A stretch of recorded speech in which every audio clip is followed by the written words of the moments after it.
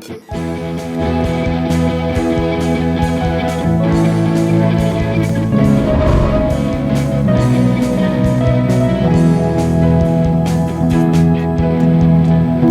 beep, beep, we're on our way to Faith Highway, a highway of faith in Jesus Christ.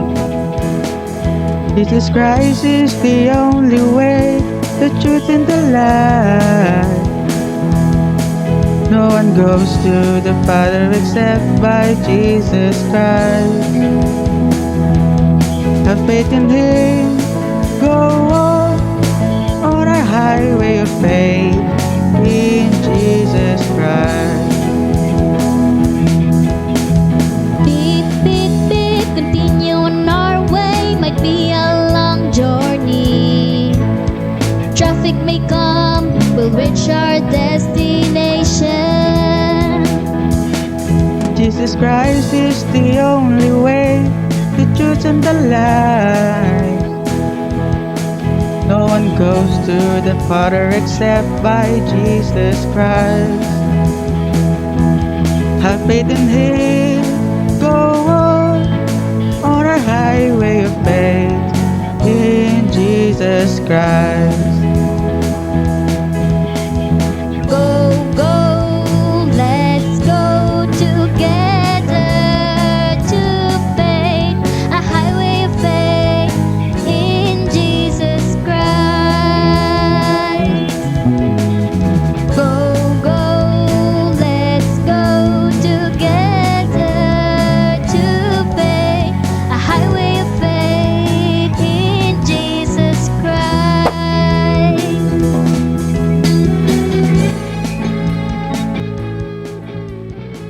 Hello everyone!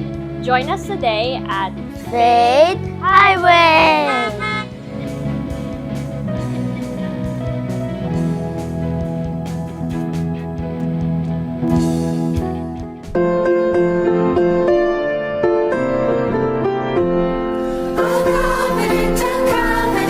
Covenant is made to keep, and I believe that Jesus His covenants will keep.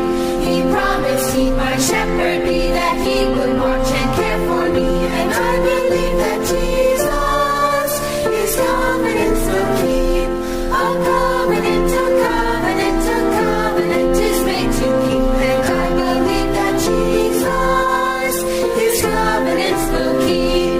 He promised He would fight for me, protect me from the enemy, and I believe that Jesus His covenants will keep.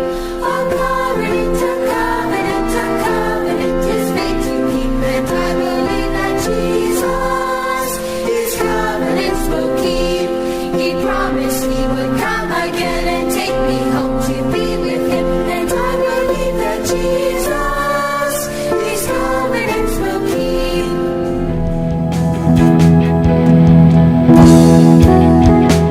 Para sa ating Bible lesson ngayon, ating talakayin ang tipan na gawa ng Diyos sa akdat ng Genesis chapter 6 hanggang 9. Dito natin makikita kung paano nagpakita ang Diyos ng kanyang paghatol, pag-ibig at pangako sa pamamagitan ng buhay ni Noe. Sinasabi sa Biblia na si Noe ay isang lalaking matuwid at walang kapintasan sa kanyang kapanahunan. Siya ay lumakad na kasama ng Diyos. Mayroon siyang 3 anak, sina Shem, Ham at Japhet. Ngunit habang si Noe ay tapat, ang buong daigdig naman ay lubhang naging masama at puno ng karahasan. Nakita ng Diyos ang kasamaan ng tao at nagpasya siyang lipulin ang masamang lahi sa pamamagitan ng isang malaking baha. Sinabi niya kay Noe na gumawa ng daong nangyari sa kahoy na gofer. Ang plano ng Diyos ay magpadala ng baha upang lipulin ang lahat ng may hininga at buhay. Ngunit kakaiba si Noe. Sinabi ng Diyos sa kanya, "Itatatag ko ang aking tipan sa iyo. Sasakay sa daong si Noe, ang kanyang pamilya at ang bawat uri ng hayop na lalaki at babae upang sila'y maingatan." At kagaya ng isang masunuring lingkod, ginawa ni Noe ang lahat ng iniutos ng Diyos. Nang dumating ang panahon, umulan ng 40 araw at 40 gabi. Lumampas ang tubig sa mga bundok at walang naligtas na nabubuhay sa lupa. Si Noe, ang kanyang pamilya at ang mga hayop ay nanatili sa loob ng arko ng higit sa 1 taon. Sa buong panahong iyon, sila ay iningatan ng Diyos. Nang tuluyang bumaba ang tubig, pinalabas sila ng Diyos mula sa daong. Ang unang ginawa ni Noe ay maghandog bilang pasasalamat, pagkilala sa Diyos. Nalugot ang Diyos sa handog ni Noe at nagbigay siya ng isang mahalagang pangako. Hindi na niya muling lilipulin ang buong mundo sa pamamagitan ng baha. Mula noon, ang paghahasik at pag-aani, ang araw at gabi at ang mga panahon ay hindi nahihinto. Bilang tanda ng kanyang tipan, inilagay ng Diyos ang bahaghari sa ulap. Sabi ng Diyos, "Aking pinagtitibay ang aking tipan sa inyo. Hindi ko na lilipulin ang lahat ng mga tao sa pamamagitan ng tubig ng baha." Alam natin na ang mga pangako ng tao ay minsan hindi natutupad. Pero nakasisiguro tayo na ang mga pangakong ginagawa ng Diyos ay hindi mababago.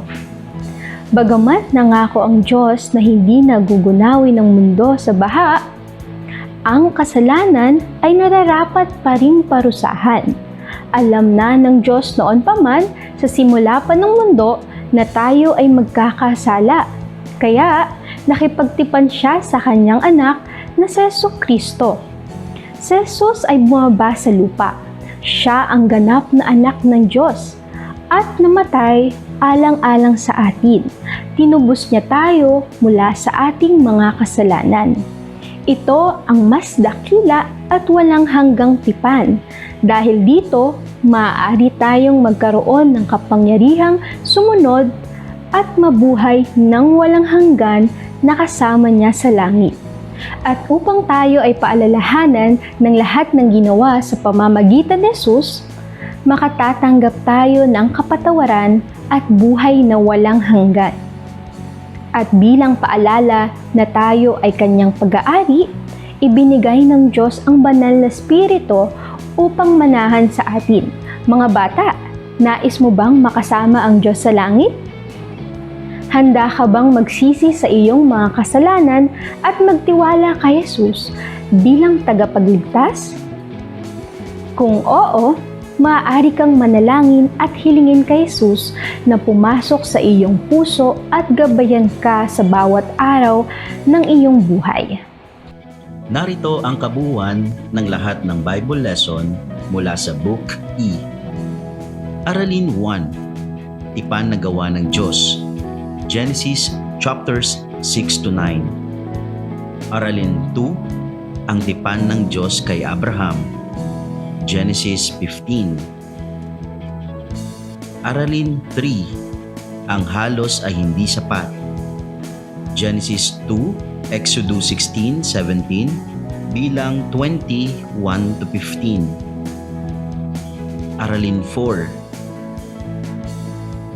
Di karapat-dapat na lingkod. 1 Samuel 20, 2 Samuel 9. Aralin 5. Ang higit na mabuting tipan. Piling mga talata mula sa mga Hebreo.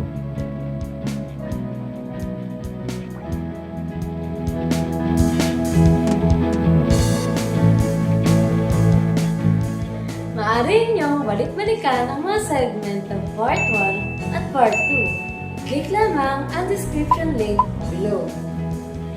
Ang Part 3 naman ay nagpo-focus sa Bible story na itinulog sa atin ni Ate Sharon. Ito ay patungkol sa pangako ng Diyos na hindi na muling paparusahan ng daigdig sa pamamagitan ng baha. A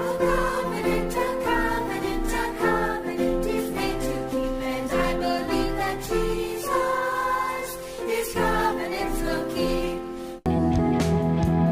Kasabay ng pagbabasa ng Biblia at malalim na pagsasaliksik ng kanyang salita, ito ay nakakatulong para tayo na magbukas sa ating pananampalataya. Hanggang sa susunod na episode ng Faith Highway, paalam! Thanks for watching. Please like and share this video. Paalam!